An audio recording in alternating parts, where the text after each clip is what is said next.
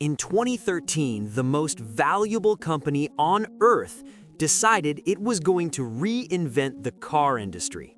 Apple had the engineers, Apple had the designers, Apple had the cash. Over $100 billion sitting in reserve.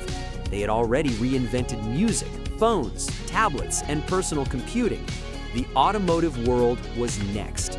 Billions were invested, teams were assembled, prototypes were built. The press called it Project Titan. The world waited.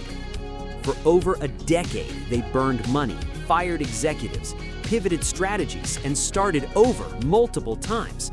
The expectations were gravitational. This was Apple, after all. If anyone could destroy Detroit and Silicon Valley at the same time, it was them. And even then, they still failed.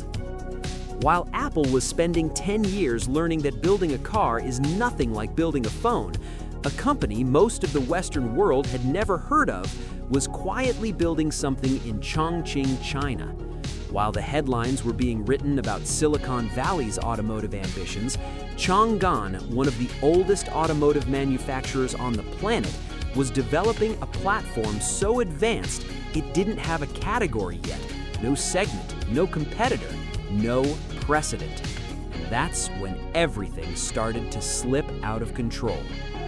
The first time most people hear about the Chang'an EO7, they think it's a large electric SUV, and at first glance you could forgive the assumption. 5 meters long, nearly 2 meters wide, a wheelbase of over 3 meters, a clean, sculpted silhouette with flush handles and a seamless front fascia, no grille, no vents, just aerodynamic intention. LED signature lighting that reads like a raised eyebrow, flush door handles that disappear on approach and extend when you're close enough to grab.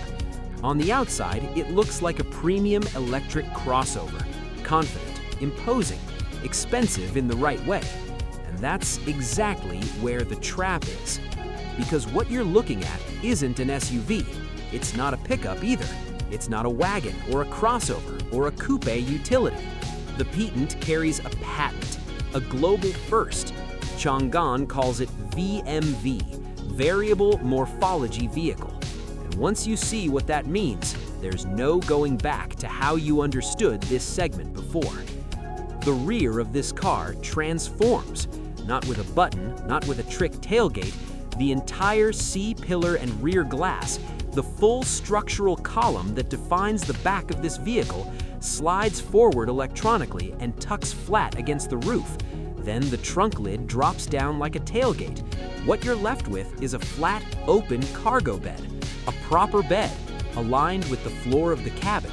The rear seats fold flat to extend it, and when you're done, everything closes back into a luxury SUV with a panoramic cabin and a full back seat in under 40 seconds. This is not a feature. This is a new class of vehicle. And this is just the beginning. The platform underneath is called SDA, Software Defined Architecture. That name matters because everything about the EO7, the way it drives, the way it charges, the way it communicates with you and the road, is controlled by software that can be updated, upgraded, and fundamentally changed after you've bought the vehicle. This is not a car that peaks at the dealership. It's a car that gets better over time. In RWD configuration, you're looking at approximately 340 horsepower from a single rear motor, enough to make the daily commute feel completely different. In AWD, a second motor is added at the front. Combined output, around 600 horsepower. 2 motors, 2 axles, 1 platform. The kind of performance number that would have belonged in a supercar 10 years ago, now sitting in a 5-meter family vehicle that can carry lumber. But what comes next changes everything. The interior starts at the driver and never apologizes for it. There is no traditional instrument cluster, no physical gauges behind the steering wheel. Instead, the entire experience is managed through a floating 15.6-inch display, a tablet essentially, integrated into the architecture of the dash. and a head-up display that doesn't just show speed and navigation arrows. It uses augmented reality, real-time overlays projected onto the windshield, turn-by-turn guidance that follows the actual road ahead of you, safety alerts that appear exactly where the hazard is, speed limits that appear where the sign is. You don't look down, you don't break focus, the information comes to you.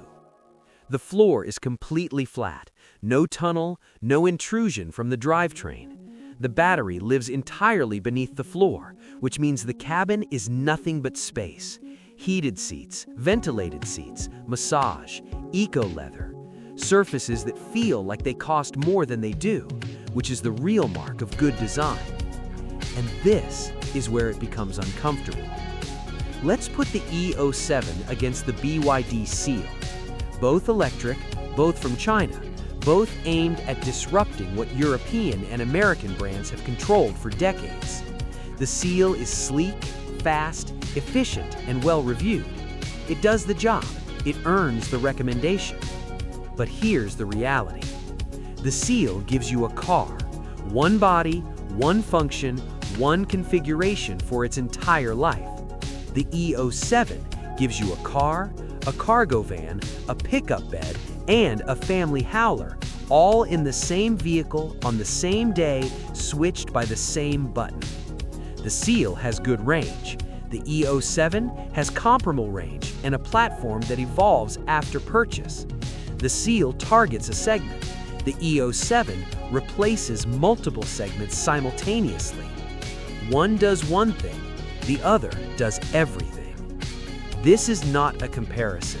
This is a generational gap. This car doesn't compete. It replaces.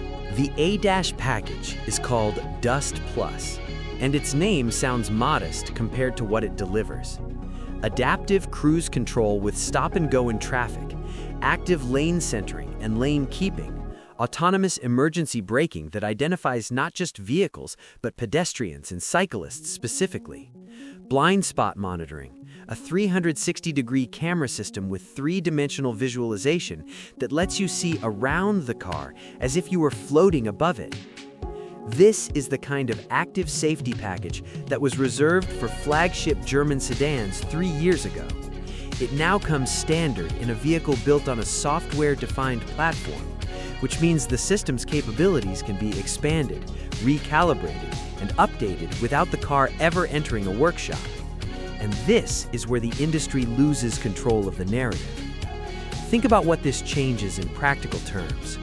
You wake up on a Tuesday with a family trip planned for the weekend.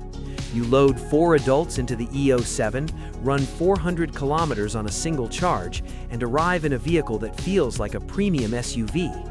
Then on Monday, you drive to a hardware store, open the bed in 40 seconds, load building materials, and drive home without calling a friend with a truck.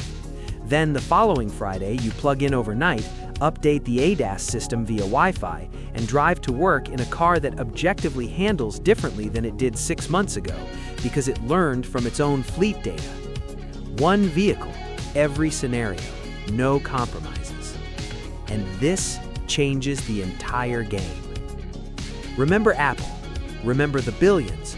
Remember the decade of trying to break into an industry by thinking about the car the way a tech company would, from the outside, with optimism and capital and extraordinary talent.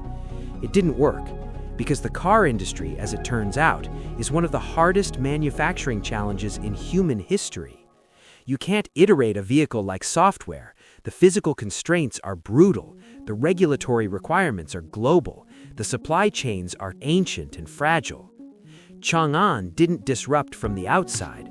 Chang'an built from the inside, over decades, with deep manufacturing knowledge, with a platform that treats software as the soul of the vehicle and hardware as the expression of it. The E07 isn't a concept that became a car. It's the result of a company that understood both sides of the equation, the machine and the intelligence inside it. That combination is what Apple never achieved. That combination is now sitting in a dealership, available for purchase, with a starting price that puts it within reach of the same buyer who was looking at a Jeep Commander or a Volvo XC40. You're not choosing a car, You're choosing which era you belong to. The market still thinks this segment belongs to Europe, to the United States, to legacy names with legacy pedigrees. And those brands are still building excellent vehicles. Nobody is denying that, but the EO7 doesn't ask for permission to exist in that conversation. It arrives with a patented body transformation system, a 600 horsepower AWD drivetrain, an augmented reality heads-up display, a software-defined platform, and a price point designed to make you stop mid-sentence and reconsider everything you thought you knew about what this kind of vehicle was supposed to cost and where it was supposed to come from. The problem isn't that this arrived, it's that you're still looking at the past.